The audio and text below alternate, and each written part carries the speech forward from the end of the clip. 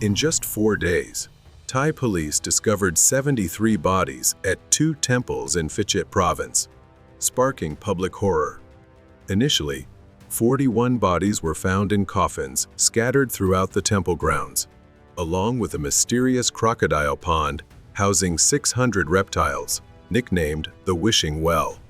Shortly after, 32 more bodies were discovered at a nearby temple. This is not the first time temples have been exposed for hiding corpses and conducting bizarre spiritual rituals. Even the leaders of these places have been accused of forcing followers to eat waste as a purification ritual. So what is the real purpose behind hiding 73 bodies? Could they have been victims of some brutal act? Join us as we dive into the details to uncover the truth behind these stories in today's video.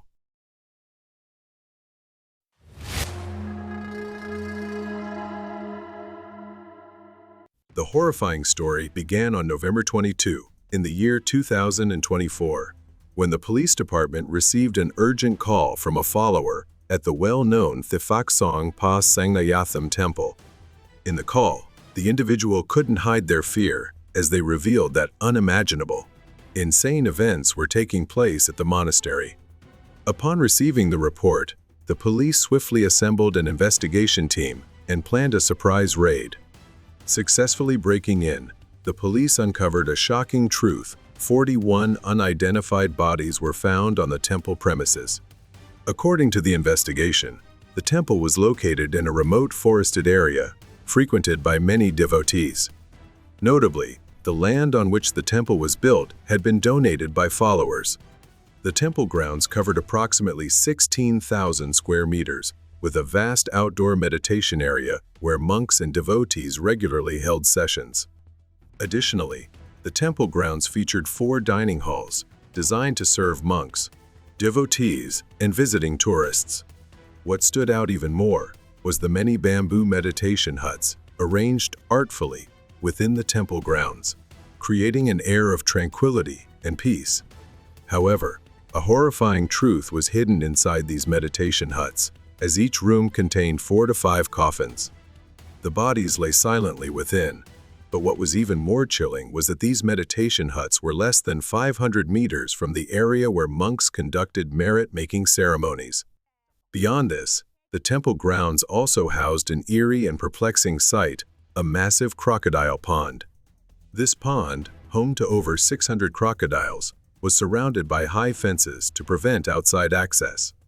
It was said that the crocodile pond was used as a wishing well where devotees prayed and placed their hopes.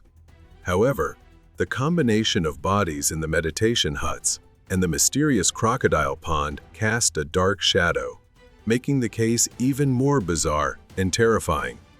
Police proposed a chilling theory about the massive crocodile pond within the temple grounds. With over 600 crocodiles crowded into a deep pond surrounded by high fences, barring any external access, this wishing well seemed to harbor horrifying secrets. Some devotees who visited the temple claimed to have heard strange sounds at night, such as struggles, intermittent screams, and splashes from the crocodile pond. These sounds raised concerns that the pond might not only serve as a place of prayer, but also as a site for cruel disposal of bodies. Although police have not made an official conclusion, they have not ruled out the possibility that the crocodile pond was used to erase evidence of the deceased. Just 3 days after discovering 41 bodies at the first temple, Thai police found another 32 bodies at Wat Pa Sivalai Temple in Bang Mun Nak district. Notably, the 2 temples were not only close to each other, but also shared strong connections in terms of ritual practices and participation by certain monks and devotees. This connection has led to more chilling theories that the horrifying acts might not be limited to one location, but could extend across an organized system. Investigators are also considering the possibility that the bodies were not randomly brought to the temples, but may be linked to a larger-scale sinister conspiracy.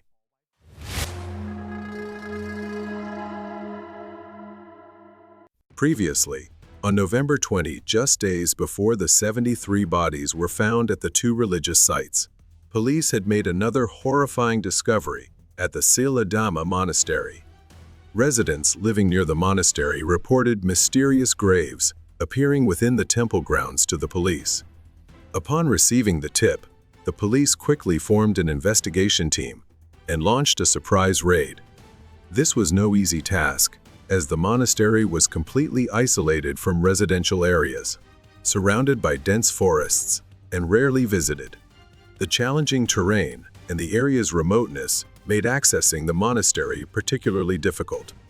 After multiple tactical meetings, police decided to carry out the raid at dawn, a time when the monastery's activities could be most disrupted.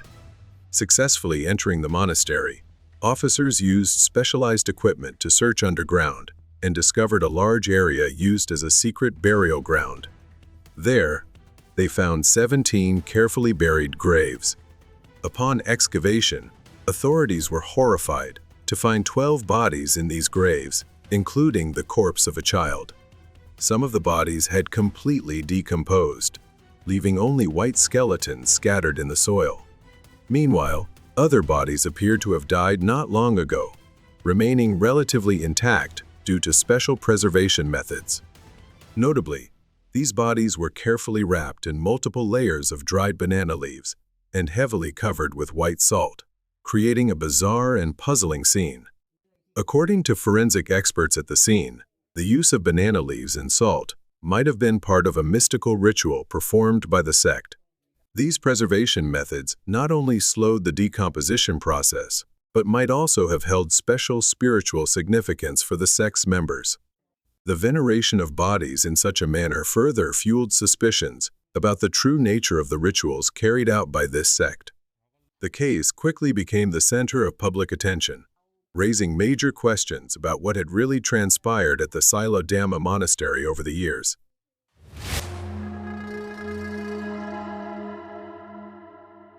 The horrifying discoveries at the Sila Dhamma Monastery reminded people of another terrible event that occurred in the year 2022, involving a sorcerer named Tawi Nanra. In that case, Thai police also found 11 bodies at a temple in Chaiyaphum province, located in the northeastern region of the country. The temple was home to Tawi Nanra, a 75-year-old man known as the controversial leader of a self-proclaimed sect. The raid took place in Khonsan district, Chaiyaphum province, after police received reports from locals about unusual activities at the temple. There, they discovered a group of devotees living in extremely poor conditions and engaging in bizarre rituals. What shocked the police most was that the devotees were forced to drink and eat their own waste as part of a body purification ritual preached by Tawi Nanra. According to initial statements from the devotees, Tawi Nanra had convinced them that he possessed healing powers and could bestow blessings through these peculiar methods. They were encouraged to view urine and waste as miracle medicine, capable of detoxifying the body and curing all illnesses. Some devotees even admitted they willingly followed these strange instructions due to their unwavering belief in the supernatural abilities Tawi claimed to have. Upon further investigation, police found 11 bodies stored in wooden coffins scattered across the temple grounds.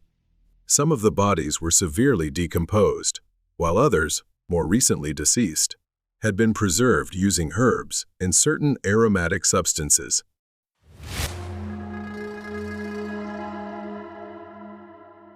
Three incidents, 3 religious sites, and dozens of bodies discovered what secrets are the leaders of these places hiding? The discovery of numerous bodies at these temples led police to question why the bodies were kept there and whether the deceased were connected to the temple's activities. In the first case involving Wat Phra Dhammakaya, police summoned the abbot, Phra Ajarn Somchai, to clarify the mysterious rituals and unusual activities at the temple. According to him, the bodies were all voluntarily donated by devotees, and all had proper legal documentation and related records. The abbot insisted that there were no illegal activities associated with the presence of the bodies at the temple. He stated that the purpose of keeping the bodies was to assist monks in their meditation and spiritual training. He claimed that the bodies served as reminders of death, helping monks remain resolute and focused in their mental discipline. The abbot explained to police that the use of bodies in meditation was a method he personally devised. He said this practice aimed to help monks overcome their fear of death by confronting it directly, thereby enhancing their spiritual practice. The abbot believed that this method not only cultivated courage but also elevated spiritual enlightenment. When asked whether this method was widespread, he admitted he was unsure but knew that many monks had come to learn the technique. However, the use of corpses as meditation tools left the police at the scene deeply shocked. The abbot's explanations stretched their imagination to the point where they struggled to believe what they were hearing. In response, the police quickly reported the matter to higher authorities and launched an investigation to determine how common this practice was. Through the investigation, they discovered another temple closely linked to the original one, Wat Pa Sivali, located not far from the site. Notably, the current abbot of Wat Pa Sivali was a direct disciple of Fra Ajarn Samshai and had succeeded him in this role. The abbot of this temple explained that most of the bodies belonged to deceased devotees and their relatives, all of whom had agreed to let the temple conduct prayers and burials. Initial investigations revealed that the two temples were closely connected and seemed to practice a similar form of corpse meditation. As for the existence of a crocodile pond on the temple grounds, the abbot explained that its purpose had nothing to do with disposing of bodies or any suspicious activities. According to him, the crocodile pond was built to create a unique and attractive space, helping visitors experience the temple's distinctiveness and mystique. The abbot emphasized that the crocodile pond had been carefully maintained and managed over the years and was always a highlight that drew visitors' attention. He asserted that all the crocodiles were simply part of an effort to provide a distinctive experience for visitors and were in no way linked to any illegal activities, as some had speculated.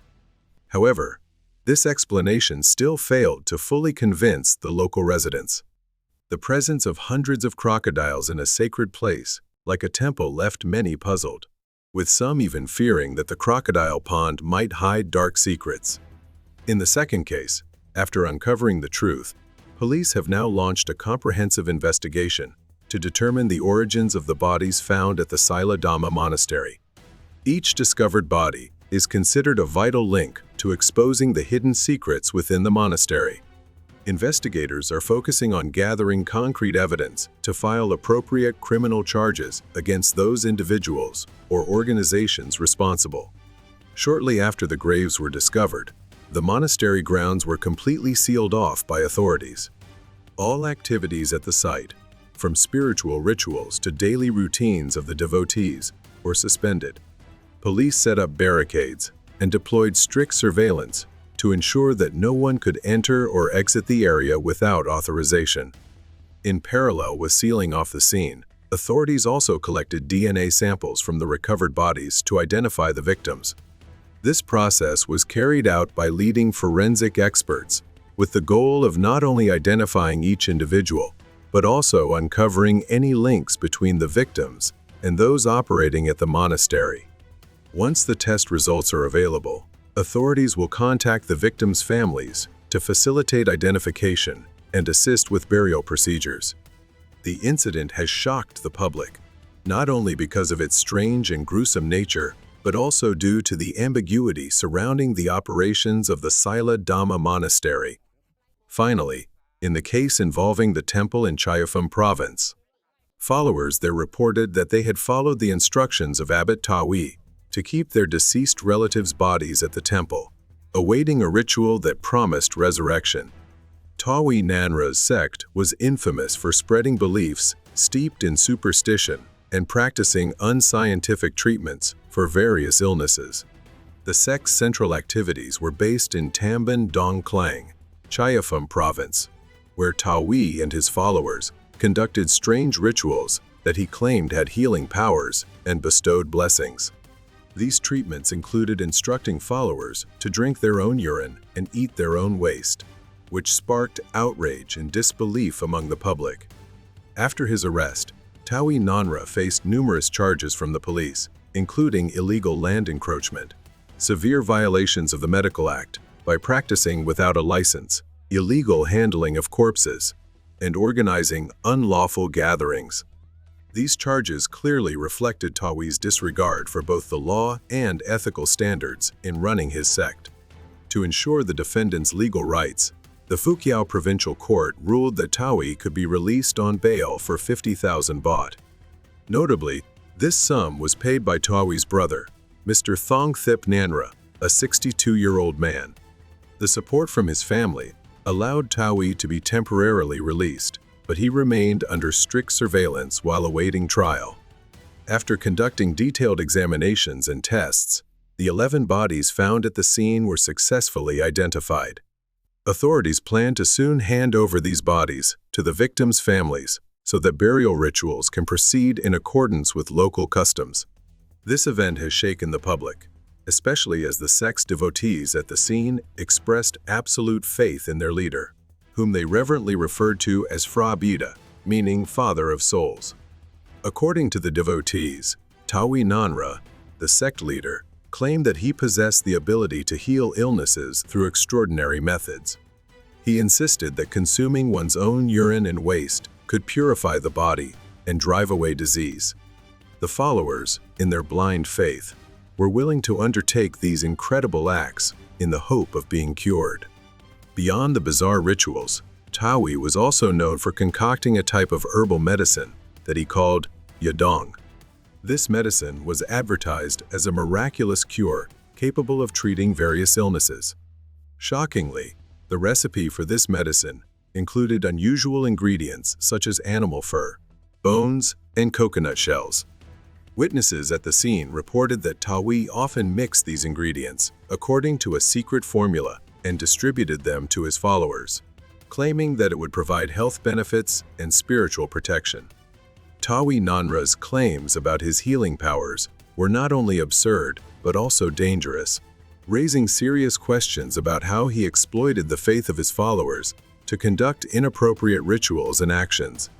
Authorities have been examining allegations related to the dissemination of false information, violations of medical regulations, and unlicensed practice to ensure justice for those deceived by the sect.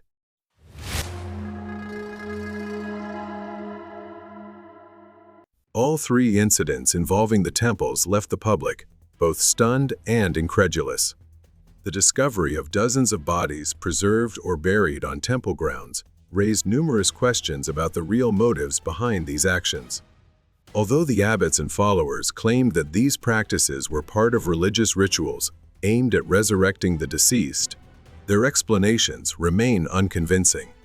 Many believe this might be a case of exploiting devotees' religious faith to conceal dubious activities. Details such as the keeping of hundreds of crocodiles on temple grounds, requiring followers to drink urine or eat waste, and preserving bodies with herbs have led the public to question whether these temples truly operated for spiritual purposes, or if they were merely fronts for unethical actions.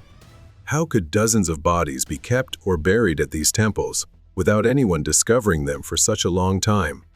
These questions not only challenge investigators, but also leave the public pondering the fragile line between faith and deception. Ultimately, this situation calls for deeper reflection. Local authorities have promptly shut down the involved monasteries and increased oversight of similar religious or superstitious practices. However, this case has exposed an extreme form of superstition simmering in society, bringing with it serious public safety concerns and ethical debates. The key question is how we should address these deeper issues. Perhaps, instead of relying solely on temporary measures, society needs to reassess the fundamental beliefs deeply rooted in its mindset and culture. Only by addressing these issues at their core can we prevent similar tragedies from happening in the future. The idea of meditating with corpses to attain supernatural powers may sound unbelievable, but this story unfolded like an absurd play in real life. This raises the question of whether we need to be more vigilant and maintain rational thinking when confronted with similar situations in the future. Hopefully, the world will always remain peaceful, and strange, Heartbreaking stories like this will never happen again. Thank you for taking the time to watch this video. If you found the content interesting, don't forget to like and subscribe to the channel to stay updated on the latest cases.